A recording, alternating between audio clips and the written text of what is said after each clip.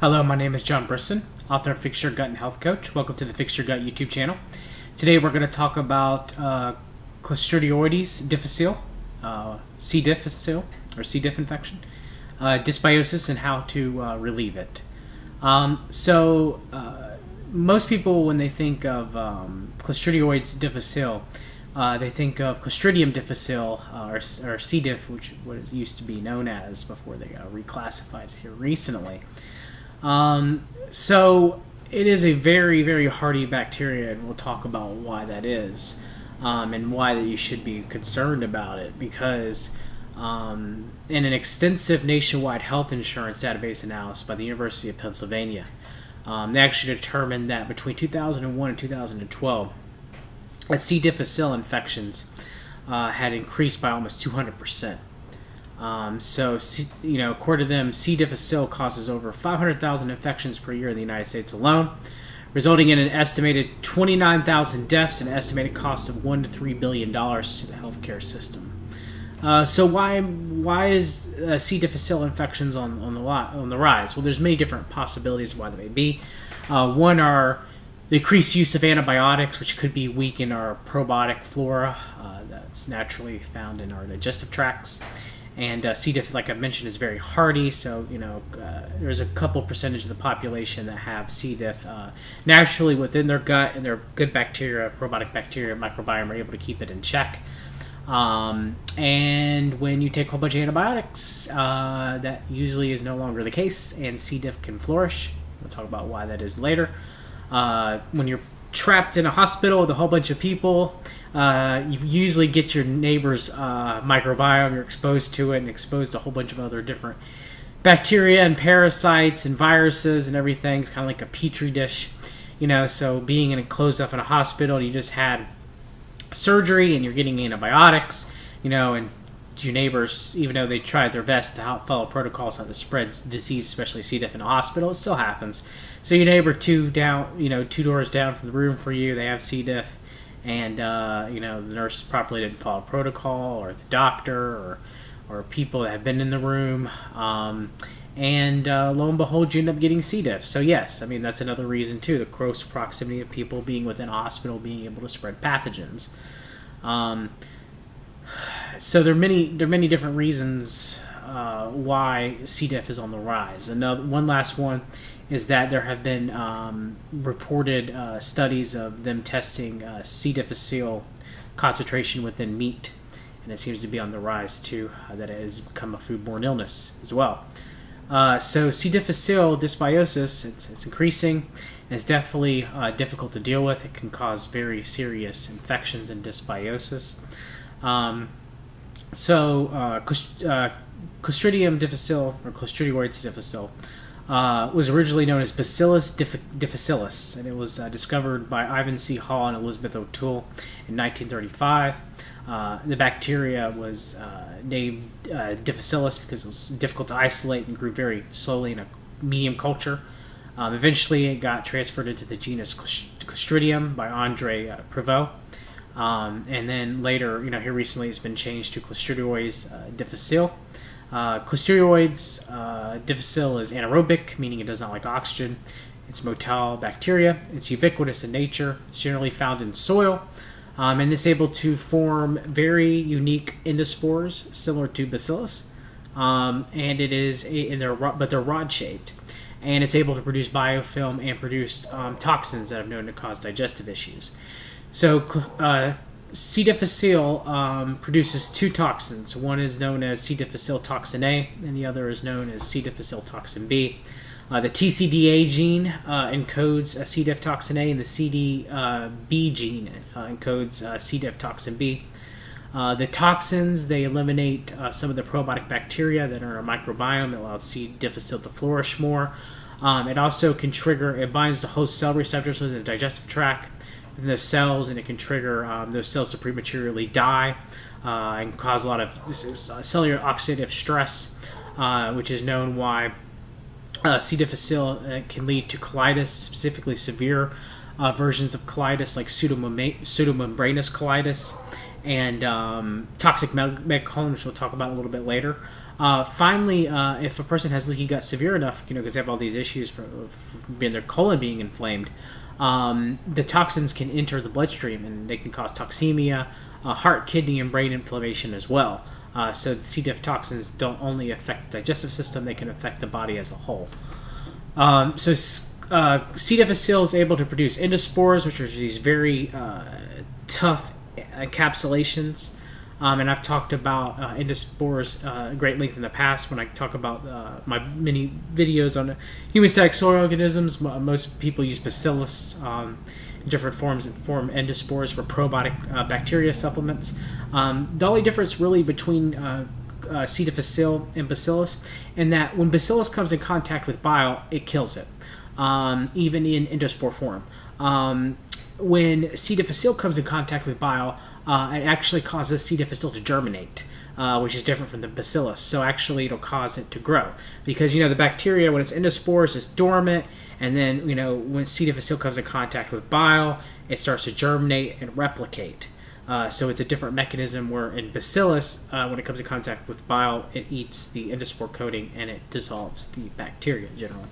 So there is a difference between the two in a regard. Another thing about C. difficile is that it's normally found in the large intestine and in the colon. That's why it's associated with colitis. That being said, there are indications of it causing small intestine dysbiosis, especially in people who have had surgery in the small intestine or have had parts of their colon removed. Or if someone who doesn't have their appendix, for example, if you've had an appendectomy like myself, you are more likely to get a Clostridium difficile or actually Clostridioides difficile dysbiosis or infection. So just because doctors, most common knowledge, thinks that Clostridium difficile infections can only colonize the large intestine, which is mainly an anaerobic environment.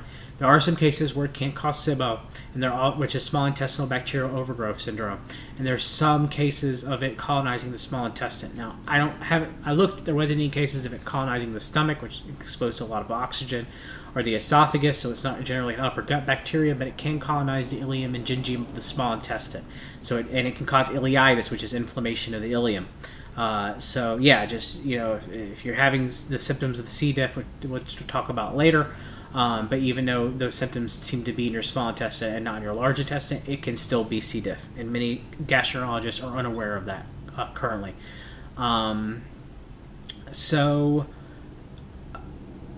The symptoms of a Clostridioides difficile infection and dysbiosis are the following: severe unrelenting diarrhea.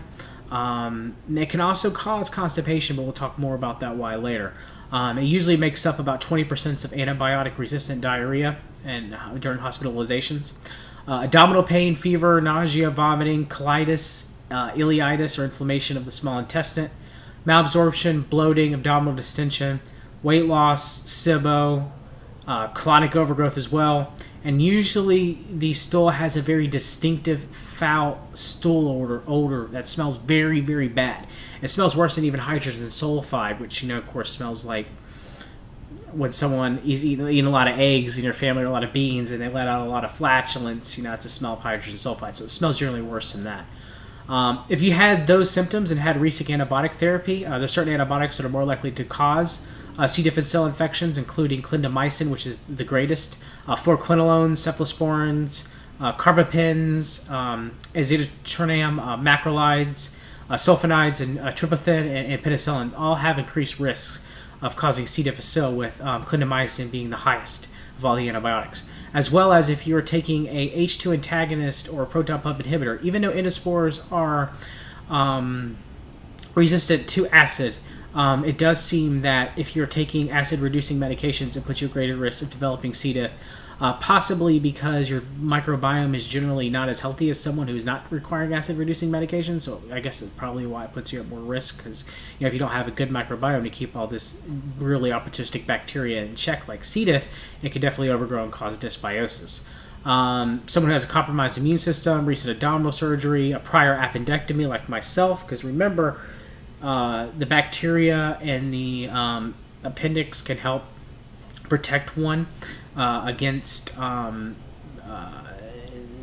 opportunistic bacterial dysbiosis, as well as the lymph tissue that's in the appendix has been shown to prime the immune system to resist C. diff toxin A, so that it doesn't cause disruption to the digestive tract as well. And one last thing I want to mention, like I mentioned earlier, chronic C. difficile or like very mild C. difficile dysbiosis, it could actually cause really severe constipation instead of diarrhea. And I've known many people who've tested high for the toxins and had symptoms of C. difficile issues, but they had constipation instead of diarrhea. So be aware of that. Most gastroenterologists only think it can cause diarrhea. That is not true, and there's studies to back up that it can produce constipation too as well. C. difficile, like I mentioned earlier, it can cause two different distinct forms of colitis. One is known as pseudomembranous colitis, where the C. diff forms like these exogenous mucous membranes, which are just very tightly wove biofilm colonies and just cause a lot of severe inflammation within the colon, as well as it can cause toxic megacolon. If it gets to that point where the colon starts swelling, it can actually burst, and hemorrhage and perforations can happen, which can cause sepsis, and it's a medical emergency if you're suffering from toxic megacolon. So usually C. diff infection is diagnosed through symptomology, like your symptoms, medical history, ELISA tests for the C. difficile toxins A and B. Make sure both toxins are tested. Some strains of the bacteria, only have toxin A. Some only have toxin B, produce toxin B. Some produce both. So if you don't get them both tested, for example, and you only test toxin A, but your strain produces toxin B, well, and the toxin A comes out negative, the gastroenterologist is going to go, well, you don't have it. And that's not true. You do have it. It just produces toxin B, so be aware of that. Stool cultures, biopsy during a colonoscopy, or diagnostic scanning, including abdominal x-ray or CT scans. All those are ways that are generally used to diagnose a C. difficile dysbiosis or infection. One last thing is C. difficile in itself is resistant to many antibiotics. Produces biofilms, produces endospores. It can survive treatment. It makes it very difficult to recover. It has a recurrence rate of about 20%. There's a very high recurrence rate for people with dysbiosis. So we'll get down to the protocol in a minute of how to hopefully overcome that, and I have it also in the blog that I wrote about C. difficile. But if you're in hospital and you've done stool cultures in the past, like GI effects or GI map or ubiome or viome, and it came up that you do have some Clostridioides difficile within your digestive tract, but it's never really caused you issues that you're aware of. When you're hospitalized, some things that you can do to protect yourself from developing a C. difficile infection, even if you don't know that you have it and you just want to take precautions, would be to supplement with a probiotic. I recommend Gut Pro while you're in the hospital. Take it separately from your antibiotics. Ingesting 1 or 2 servings of fermented food that you can tolerate, like sauerkraut or kimchi or kombucha. Make sure you supplement with 30 milligrams of zinc. And also make sure that you get proper sleep hygiene in the hospital the best you can to produce melatonin to boost your immune system, as long as getting outside to get proper sunlight too. And I refrain that you should ingest from any foods that are high in glycine, like protein powders or collagen, large amounts of fructose or trehalose, which is a sugar found in honey, because C. difficile really loves, it can use glycine to proliferate. Large amounts of fructose and trehalose too as well. Trehalose has definitely been shown in studies to make C. difficile very, very virulent. So do not take trehalose in the form of a prebiotic, or try to avoid honey while you're dealing with a C. difficile infection.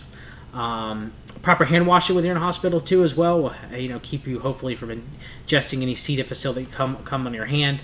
Hand sanitizer will work against C. diff that's germinated, but if it's in its endospores, it will not work. Only will thorough hand washing work to scrub them from your hands. I'd also avoid iron-fortified foods, wheat that's fortified with iron, because that can cause intestinal inflammation, which would make you more vulnerable to C. difficile, as well as the brown seaweed extract carrageenan, That can also cause intestinal inflammation, which you're more weak to C. difficile as well.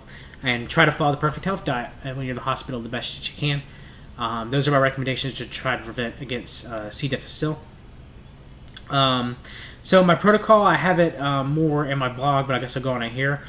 Usually the only antibiotics that I recommend for C. difficile dysbiosis are Xifaxan, Fidaxomin, Alinea, and I have those written on my blog why I recommend those if need be, because C. difficile is a very severe dysbiosis, so it may require antibiotics. Again, here at Fix Your Gut, we are not against antibiotics. We're against the improper use of antibiotics, which is most of what the medical establishment does. But sometimes antibiotics are needed, and they, those antibiotics, so you got to do it by less harm.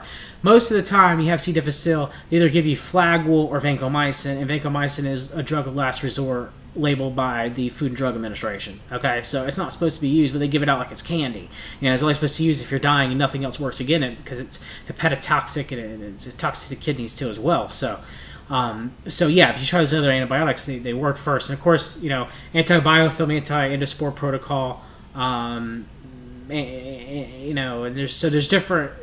Lactoferrin works very well. There's also supplements that you can use to bind the toxins, like activated charcoal.